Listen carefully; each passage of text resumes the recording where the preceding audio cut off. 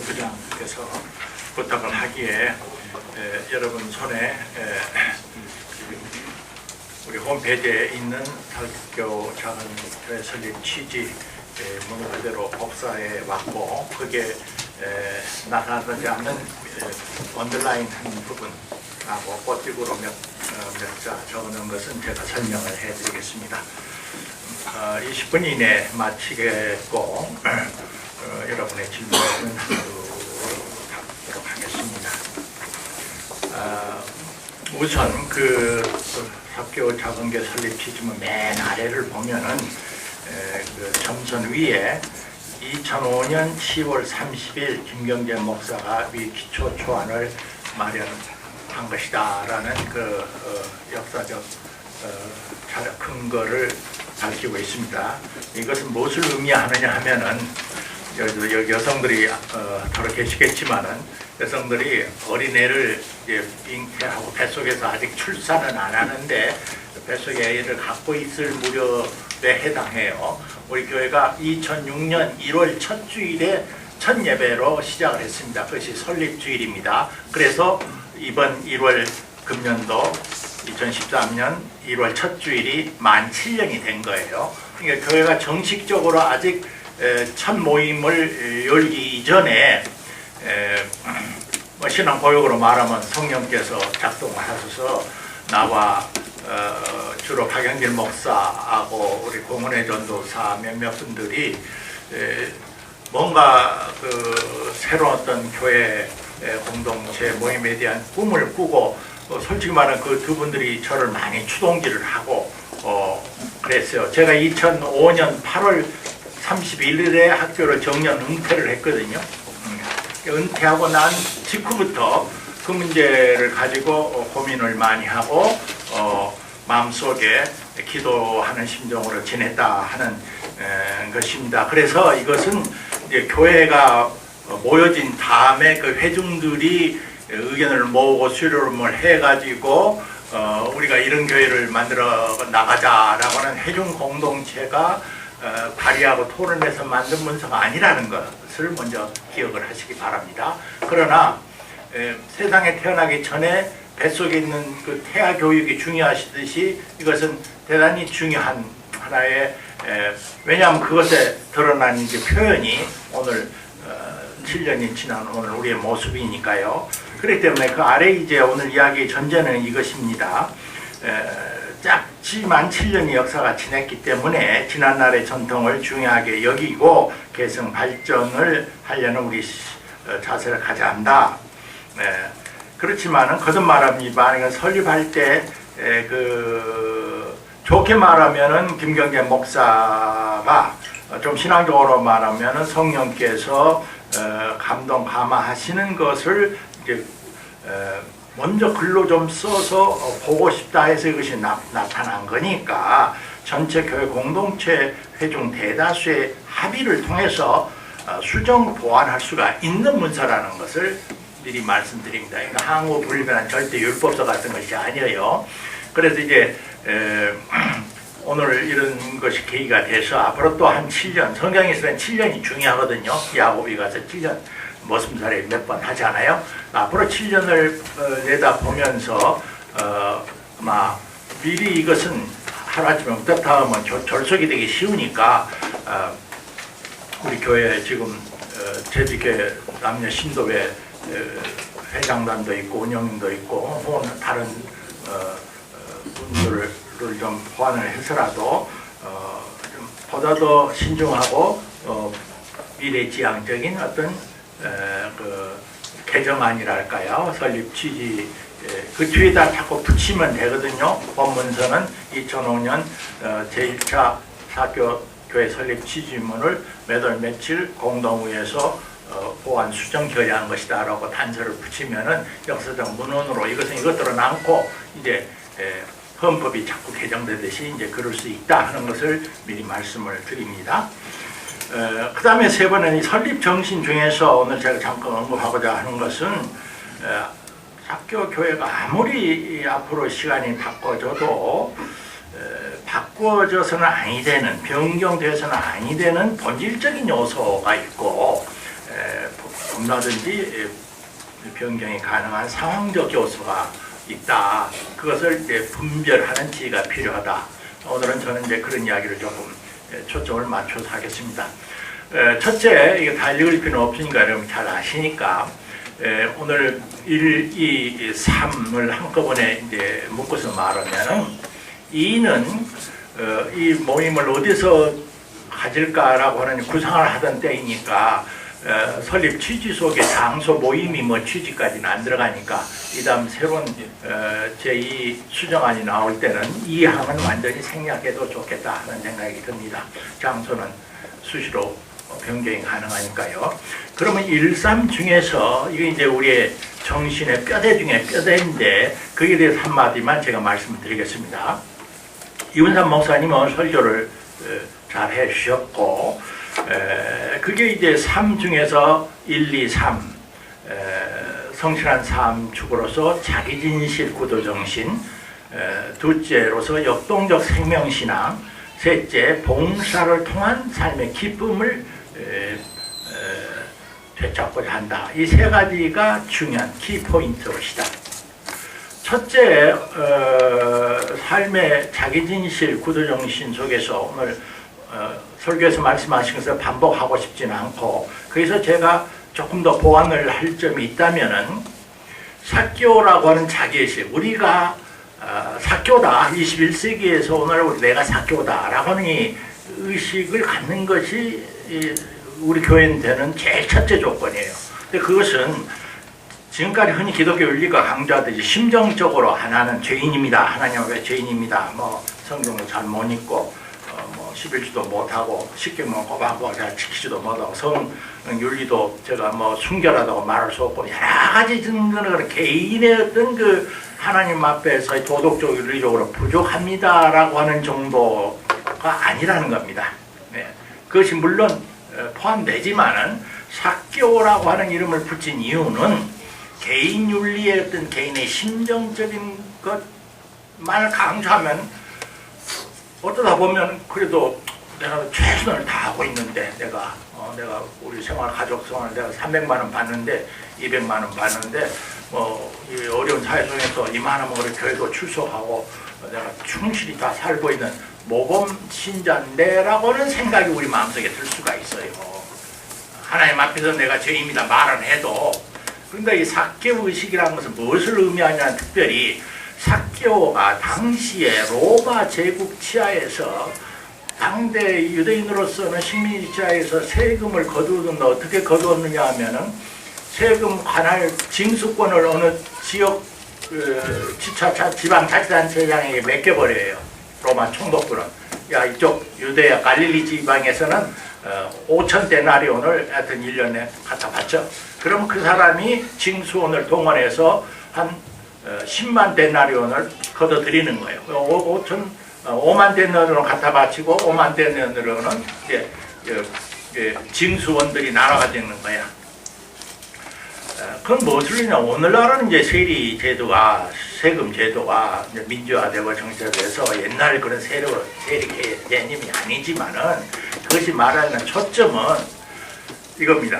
오늘날 이 지구촌을 덮고 있는 정치적, 경제적, 군사적, 소위 우리가 말하는 삶의 구조적, 제도적 현실이 하나님 보시기에 아름답다, 바르다, 정의롭다 라고 하시기에는 어려운 세상 속에 우리가 살고 있다는 거야. 좁게 보면은 내가 작은 직장에 충실하지만은 전체 세계 전체 구조 속에서 볼 때 하나님 눈앞에서 볼 때는 참 죄 많은 그런 구조 속에 내가 들어가서 살고 있는 사람이라는 것을 자각을 하는 거예요. 그것이 아주 중요한 사교 설립 정신의 키포인트의 제일 첫째입니다. 그러니까 성 프랜시스가 부자 포목상의 아들로서 홈 내고 뭐 인심도 잘 쓰고 했겠죠. 그러나 정말 그가 회심을 한 다음에 어떤 그 성 프랜시스의 자매록을 보면은 자기가 먹는 아주 거칠은 밥상을 대하면서도 혹시 이것이 중세기는 정말 어려운 사람들이 많이 있었던 모양이죠. 다른 형제에게 돌아갈 음식물을 내가 뺏어서 먹는 것은 없을까? 라고 늘 자기를 성찰했다. 그런 기록이 나와요. 성 프랜시스에.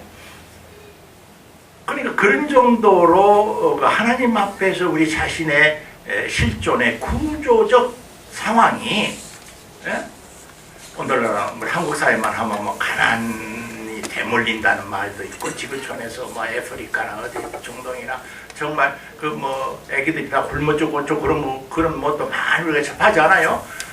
나는 아무 상관이 없다. 나는 그게 대해서 책임이 없다.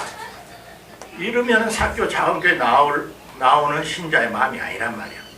그들을 그렇게 직접 만드는 책임은 내가 범하진 않았지만은 전체 지구적 정치의 구조적인 모순 속에 몸을 담고 살고 있기 때문에 거기에도 내가 부분적으로는 책임이 있다. 간접적으로는 책임이 있다. 미안하다. 어떻게 하나님 보시기에 보다 더 인간다운 그런 어떤 창조 세계의 실현에 참여를 할 수 있을까? 또 교회가 그렇게 될 수 있을까? 이런 자각이 없으면은 사교 교회가 개인적인 도덕적 어떤 성실성을 추구하는 그런 교회 모임으로 그쳐버리거든요. 그것이 개인적인 그런 끊임없는 자기 성찰이 중요하지만은 사교라고 하는 이 직업은 당시 로마 제국의 세금 징수권이라는 제도적 장치 속에 들어감으로써 그는 원하든 원하지 않는 죄를 짓게 돼 있어요. 세금을 거둘 때. 그 점을 여러분이 늘 명심을 하시는 것이 좋겠다. 그래서 그것이 이제 자기 진실이라는 거예요. 자기 진실, 자기 성실. 그래서 끊임없이 구도정신화. 그 다음에 두 번째 역동적 생명신앙은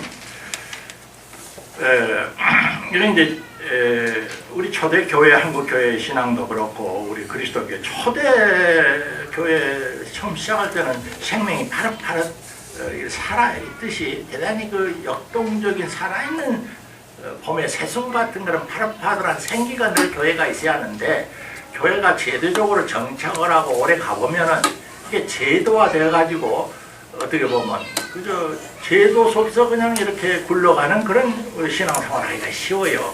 우리의 한계이기 때문에 어떻게 신앙생활이 끊임없는 샘솟듯하는 역동성 있는 생명신앙을 가질까 하는 것이 이제 둘째 중요한 것이었고, 그리고 셋째는 지금도 가난하고 돈 한 푼도 없고 실천도 못하고 있지만은 예수께서 너가 정말 나를 사랑하면은 내 계명대로 실천하고 지키라 하는 것이, 그것의 마지막 부탁은 어려운 보다 형제들에게 사랑을 실천하라는 말로 알고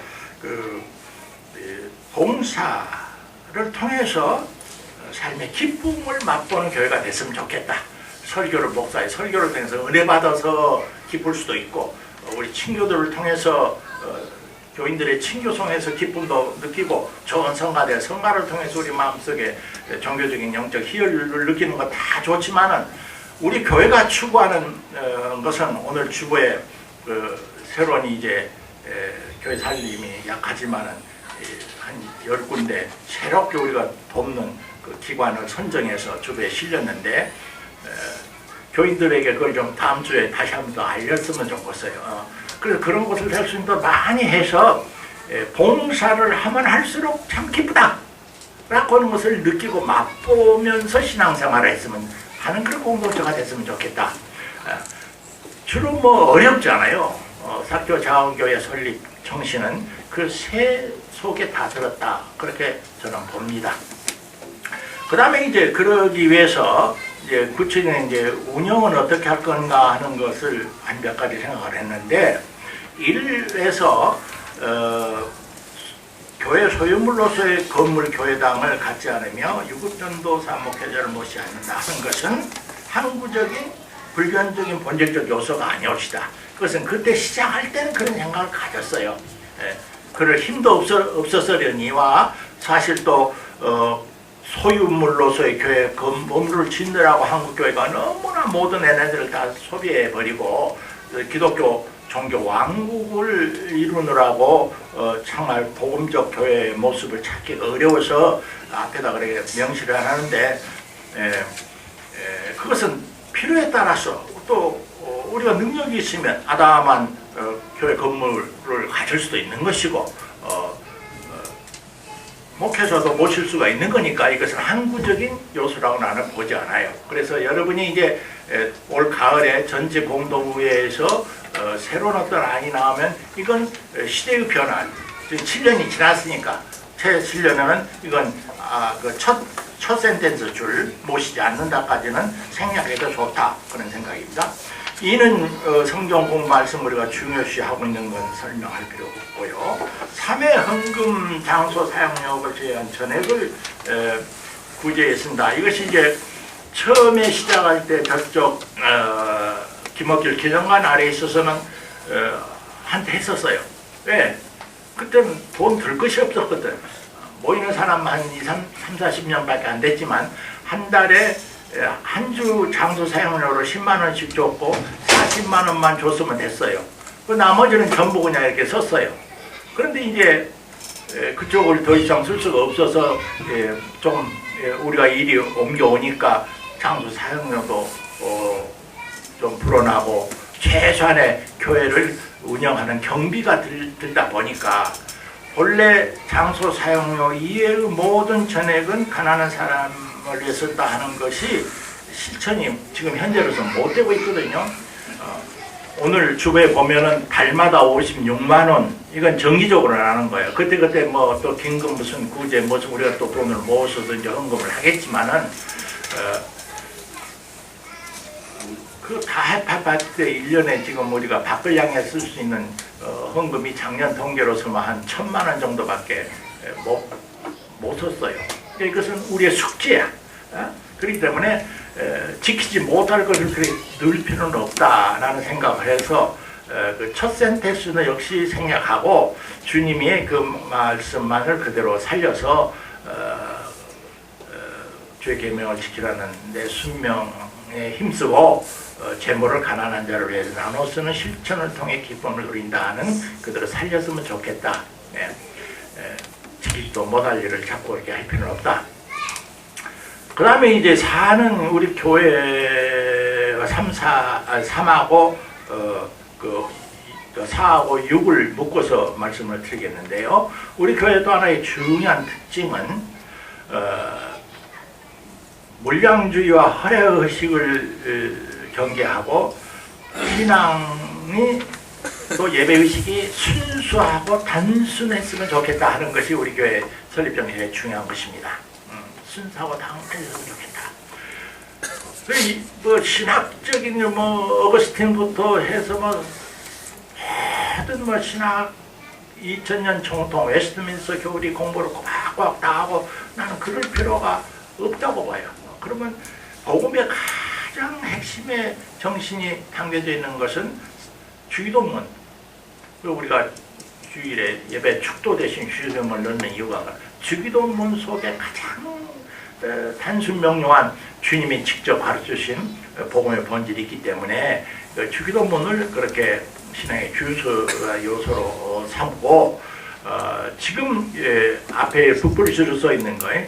당시에 특히 그랬습니다. 7년 전에 우리 시대 모르죠. 앞으로 30년, 50년 뒤에는 또 바꿔질 수가 있으니까. 그러나 우리 시대에 교회가 힘써야 할 이런 생명, 평화, 정의 실현에 노력한다. 그때 교회가 아직 탄생하기 전에도 이미 그 명제가 들어있어요. 그렇기 때문에 그 아래 이제 그것을 좀 구체적으로 말하면 여러분 주보 앞에 있는 4가지요. 예배는 어떻게 한다? 공부는 어떻게 한다? 봉사는 친결한다. 이건 이제 집은 도리어 넣었으면 좋겠다. 집은 넣었으면 좋겠다. 그런 이야기고요. 마지막에 한마디만 하고 제 맡은 시간이 끝났습니다. 교회 5입니다. 평신도 중심의 교회를 지향하고 교회 살림과 운영은 초대교회 7집사를 선출해서 하는 정신으로 하고 그것을 교대하고 모든 살림을 한다. 지금 저렇게 하고 있죠. 근데 이제 거기서 특히 평신도 중심의 교회를 지향한다는 말이 무슨 말이냐? 오늘 양현의 목사님께서 그쪽 안에서 또 좋은 아이디어를 좀 내시겠지만 본래 뜻은 이렇습니다. 본래 그 명결을 한 것은 한국 교회가 본래 개신교라는 건 종교개혁, 루터 칼빈 종교개혁을 할 때의 근본 정신이 교회는 회중공동체, 회중이라는 것은 하나님의 백성들을 말해요. 그 백성들의 공동체가 교회 핵심이기 때문에 성직자들의 위계질서가 강한 로마 카톨릭 교회를 혁명하고 나온 것이 개신교거든요. 그래서 굳이 따로 말할 필요는 없는 거예요. 개신교라는 것 자체가 사실은 평신도 중심의 교회인 것입니다. 그것을 보다 더 효과적으로 운영하기 위해서 전문적 훈련을 받은 목사도 두고 너무나 숫자가 많으면 의견 수렴이 안 되니까 대표성을 선출해서 장로 제도를 두어가지고 하는 것에 불과한데 종교개혁 이후에 500~600년 지내다 보니까 본래 그 개신교의 교회의 본질성, 교회는 본래 회중 공동체라는 것이 점점 약해지고 그 교회 담임 목사, 위임받은 목사가 맨 앞에서 끌고 가면은 뒤에서 회중들은 그냥 따라만 가는 그런 교회가 된다 할지, 교회 살림을 효과적으로 수행하기 위해서 장로라고 하는 분을 제도를 만들어서 뽑았는데 뽑자마자 장로가 되려면 회중의 3분의 2의 지지를 얻어야 된다는 엄격한 과정을 통해서 선출을 했음에도 불구하고 목사 한 분의 당회원들, 장로들이 한 10명, 7, 8명이 되면은 이들이 교육 상충 구조가 되어가지고 본의 아니게 거기서 모든 것을 결정해버리고 신도들은 그냥 교육 살림이나 모든 면에서 좋게 말해서 아주 소극적이고 수동적이고 더 나쁘게 말하면 지도를 받는 그런 입장으로 떨어져 버려요. 그래서 개신교 안에 또 다른 이상한 소위 목사나 장로 중심의 그 교권주의가 발효를 하는 위험을 세계가 겪고 있고, 지금 한국교회 모든 골치 아픈 각 교회마다 시끄러운 난리가 거기서 나오거든요. 그런데 그렇게 그럼 목사 제도와 장로 제도를 주면 다 그러냐? 그렇지 않아요. 목사 제도를 줘도 장로제를 줘도 본래 그 정신을 살려가면은 얼마든지 평신도 중심 교회를 할 수가 있어요. 그러므로 평신도 중심 교회를 지향한다는 말은 무슨 말이냐? 제가 분명히 말합니다. 목사, 담임 목사 혹은 전담 목사를 안 준단 말도 아니고 그분들을 제쳐놓고 평신도들이 모든 것을 좌지우지한다라고는 그런 무슨 권리 행사의 개념이 아니옵시다. 교회가 이뤄나갈 믿음, 소망, 사랑의 모든 면에 그 회중들 전체가 적극적으로 책임의식과 권리의식을 동시에 가지면서 함께 참여하는 참여 구조를 만들어 가서 이루어간다. 그런 의미라 하는 것을 분명히 말씀을 드려서 오해가 없기를 그렇게 바랍니다. 제 말씀은 이서로서 답드렸습니다.